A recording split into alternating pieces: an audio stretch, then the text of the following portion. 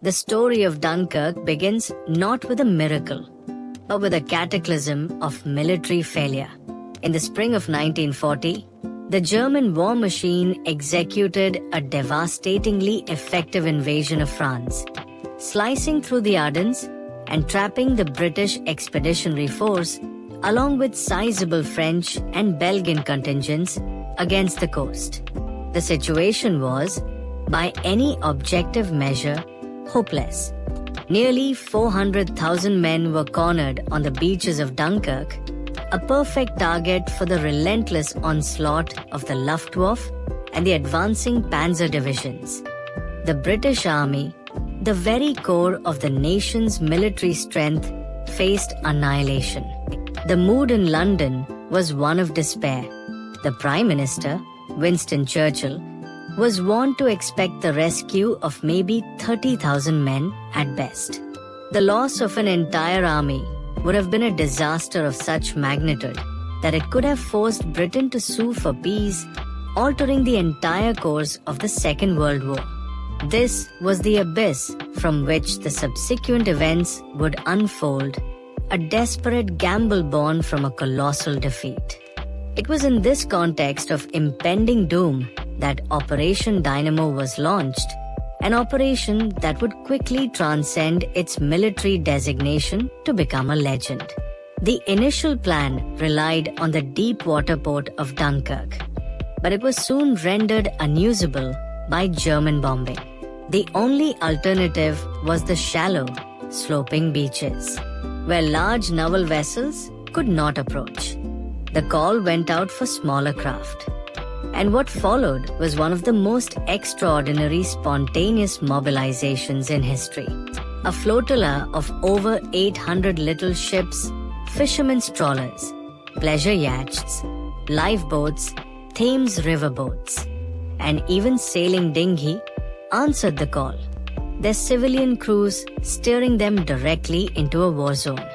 These small boats became the essential link, ferrying men from the beaches to the larger destroyers waiting offshore, all under a near constant hail of bombs and strafing fire.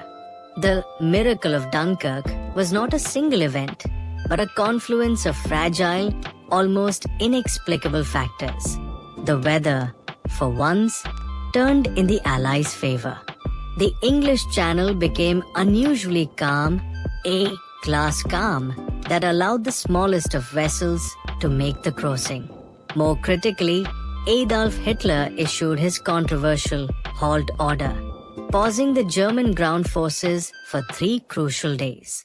The reasons for this order are still debated by historians, whether it was to preserve the tanks for the final push into France, a political gesture to Hermann Göring to allow his Luftwaffe to claim the victory, or simple strategic miscalculation.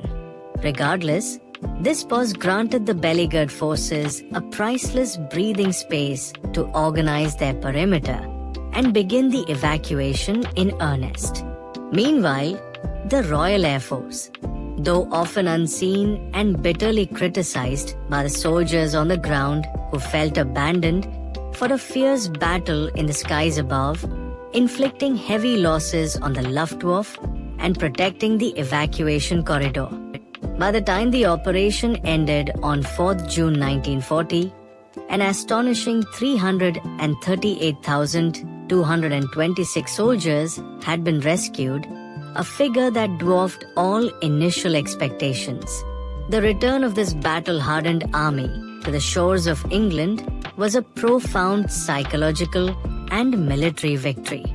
The British spirit, which Churchill would soon crystallize in his "We shall fight on the beaches" speech, was forged in the crucible of Dunkirk. It was a narrative of plucky civilians and brave sailors snatching salvation from the jaws of defeat, a story a nation could believe in during its darkest hour. This Dunkirk spirit became a foundational myth of British resilience, a testament to the power of collective, improvised action against overwhelming odds. Yet, to view Dunkirk solely as a miracle is to ignore the stark and brutal reality of the disaster that preceded it and the heavy price that was paid. The beaches were not a place of orderly embarkation, but a scene of utter chaos and terror. Men stood for days in shoulder-deep water, under relentless air attack. The sands were littered with the dead and the wreckage of war. The Stuka's sirens became the sound of impending doom. Furthermore, the success at Dunkirk was made possible only by the heroic and tragic sacrifice of the French rearguard, who fought a desperate holding action to allow the evacuation to continue, only to be captured themselves when the final ships departed. The material losses were staggering.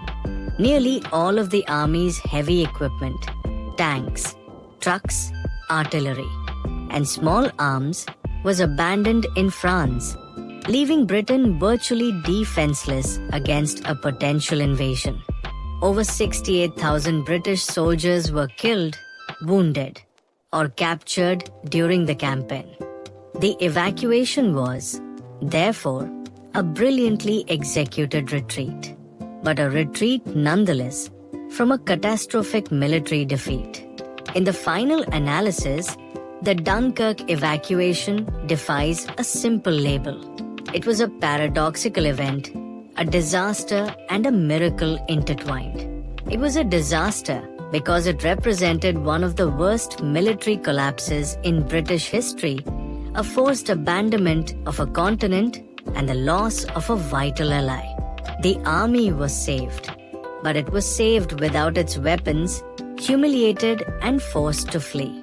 Yet, it was a miracle because, against all logic and military probability, the core of that army was saved to fight another day. The human spirit, the courage of the civilians, the luck of the weather, and the enemy's mistakes conspired to create an outcome that was as improbable as it was vital.